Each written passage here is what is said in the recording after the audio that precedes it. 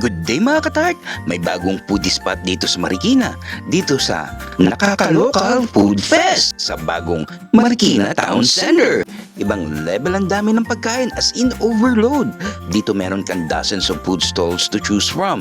May classic Pinoy street food, may trendy viral snacks, may heavy meals, may dessert corners. At ang pinakaastig, 12 Toyota Tamaraw food trucks ang nag-support. So talagang festival feels all the way. Open sila 4 p.m. to 12 midnight until Sunday, November 30. At yes, may free parking malapit, pero limited slots only. May pay parking naman across the street. Advice lang, if di pa kayo nakapag-food bazaar, expect na may pila sa masasarap ng mga stalls at waiting time sa order dahil made to order para fresh ang pagkain. So mas maganda agahan ng punta at kung naghahanap ka ng pasyalan, pagkain at ambience in one spot, ito na yon mga katart. Kaya kung nagugutom ka na, hindi ka nag-iisa. Tara, let's go!